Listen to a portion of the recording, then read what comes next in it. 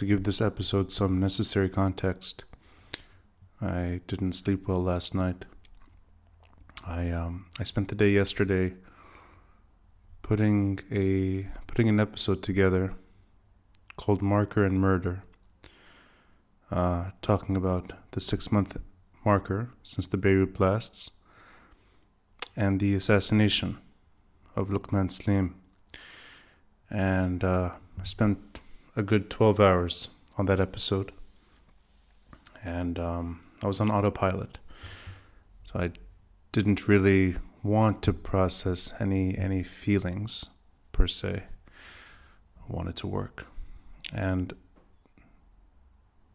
once I stopped working, started processing some feelings, and then around maybe 11 o'clock or midnight, I started seeing photos of my father included in the long list of political assassinations, and quotes by him, and people sharing sort of content.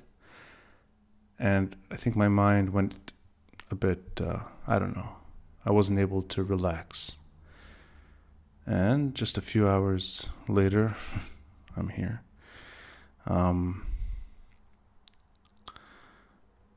I want to address something that I repeatedly mention on the podcast, and I say it in different ways whenever I meet anyone with any influence on the topic.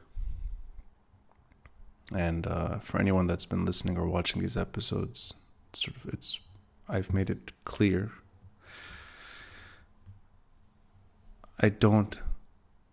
It's not that I don't think. I know that Lebanon will remain ungovernable, dysfunctional, and in a terrible state so long as Hezbollah remains a militia. And the knee-jerk response is, and I've heard this many times, and I've been challenged on it many times, is that you can address corruption, reform, perhaps even accountability to a point, without talking about that group's weapons. No, you can't. That's the whole point. You can't get anywhere. You can't advance those goals. You can't push through those legitimate goals so long as the Lebanese state is hijacked by Hezbollah. It's not that the crooked, corrupt thugs that Hezbollah tolerates are good. No, they're terrible. But the fact is, there were some decent people the last three decades, the last 31 years since the Civil War ended, who paid the ultimate price for trying to do just that, trying to take Lebanon to a better place. And they were killed. Some of them were killed purely for being thinkers, not even journalists who wrote eloquently. Yesterday, collective memory. But once they cross a line, and that line is set by Hezbollah, once they cross a line, meaning they want to implement some change for the better. And that could be Samir Asir in 2005. And that could be Lokman Slim yesterday. Once they push, they're killed. Hezbollah tolerates a level of dissent. I'm not trying to be soft on them here. On the contrary, they do allow some breathing space, but if that breathing space yields change to the way Lebanon is configured, and I'm going to get into this, they eliminate their opponents. The Lebanese state that we all talk about and want to fix and want to turn and reimagine and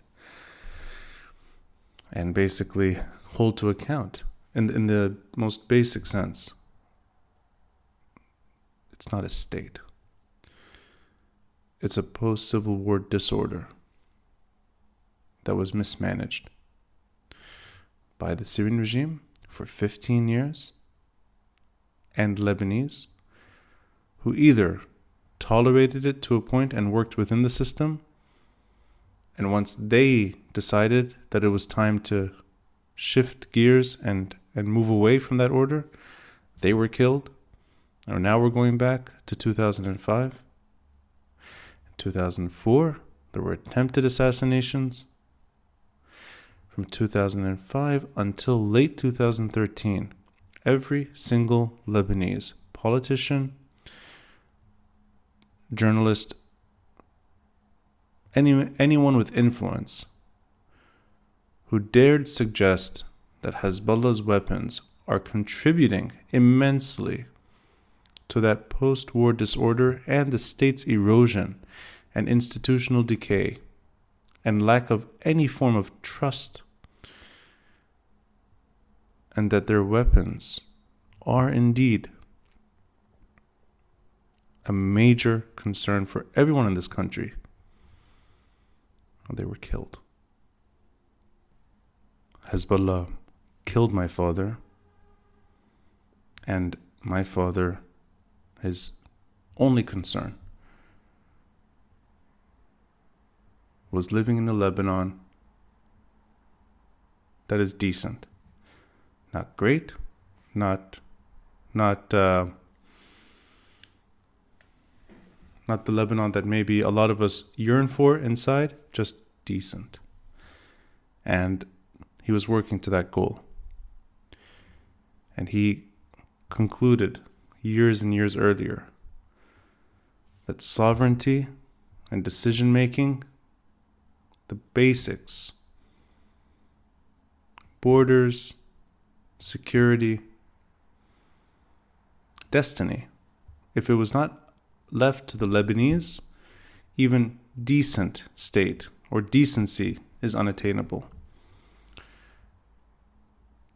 And all these individuals in Lebanon were pushing for a better country, and all of them, once they approached the issue of Hezbollah's security apparatus, its militia, they were killed. So there's a lot of brave Lebanese that have died because of that group.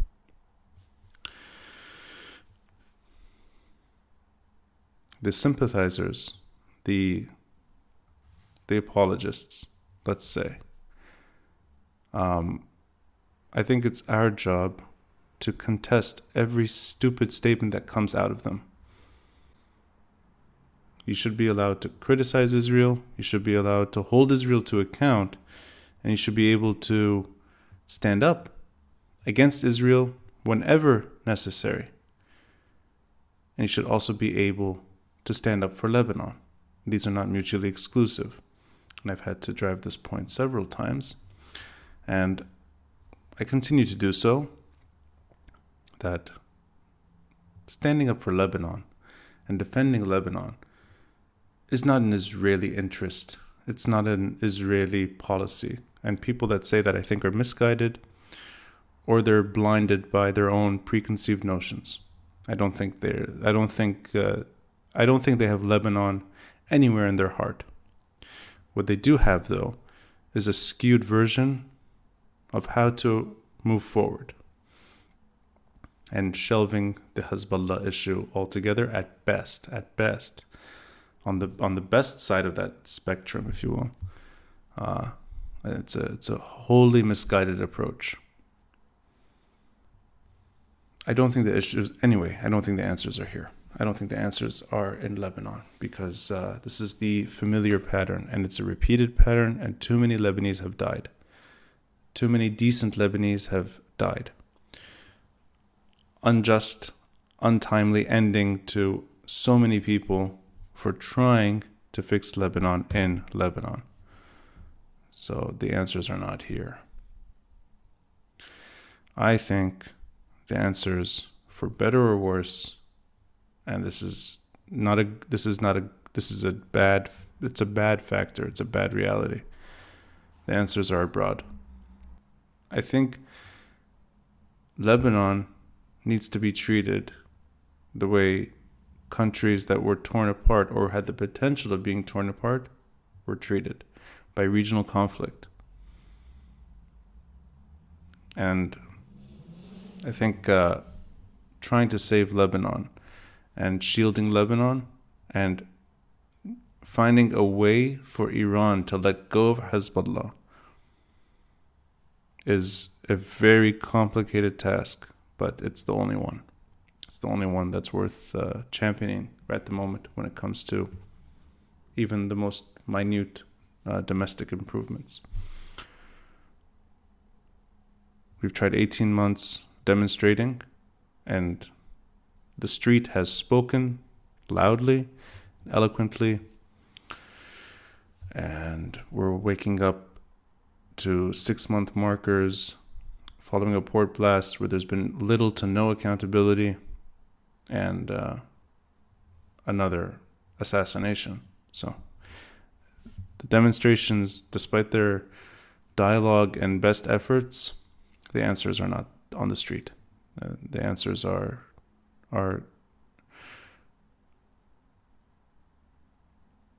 finding a way forward for Iran to understand its security concerns without Hezbollah. Now, I don't even know if that can be done, and that I think ultimately requires a pattern of behavior by the Iranian regime which we're not used to. But if there's one way out, it's that way. It's that way. Because this machine,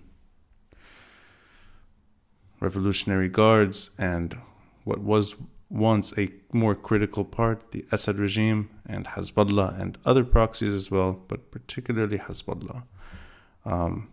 This is such a strong, well-equipped, built to last infrastructure that gradually eroded any chance for Lebanon's revival following the civil war.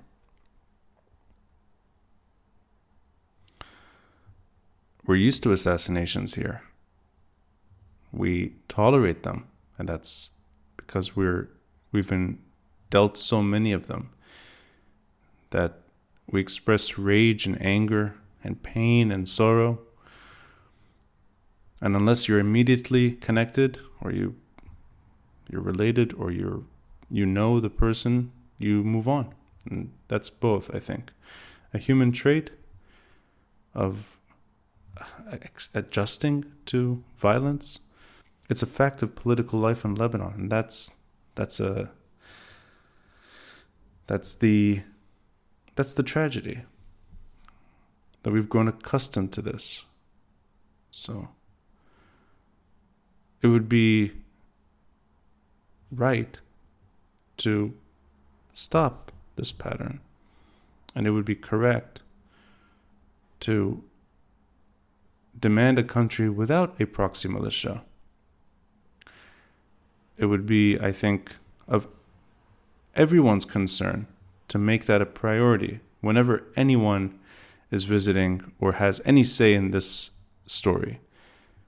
That to save Lebanon, you have to get Hezbollah's weapons to become part of our history. The way every single militia, their weapons are gone. All of Lebanon's civil war militia, their weapons are gone. The thuggery remains, the corruption remains, all the bad things that we know of, they remain. But these groups today, they're not all the same. They're not all competing militia on the streets of Beirut and Lebanon.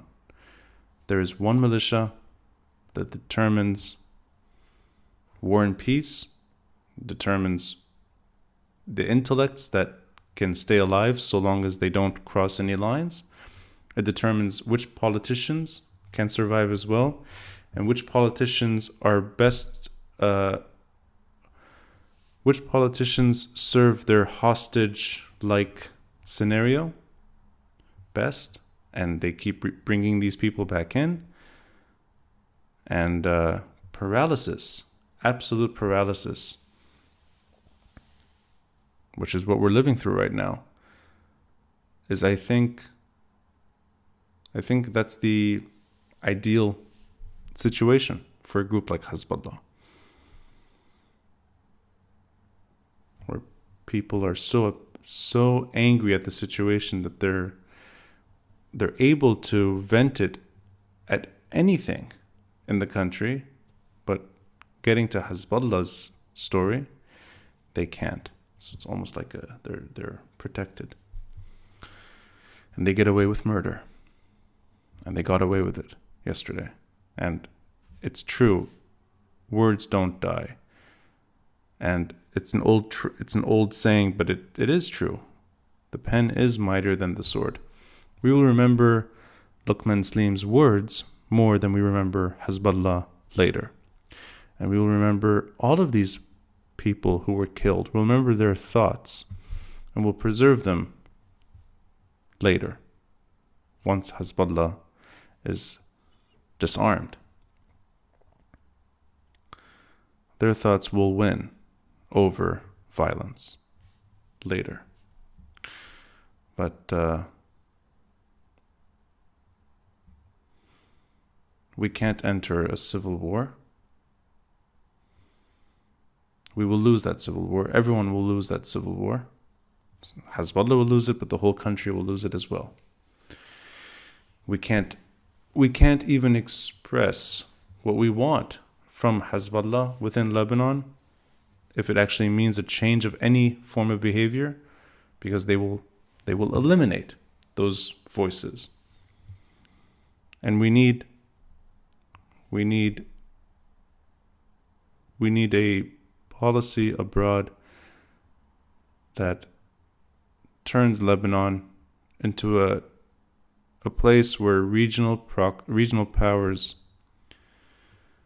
do not enter the Lebanese sphere and are not tempted to enter by Lebanese actors either that would love them to be here. It's really treating Lebanon, the way Cold War countries were treated and spared.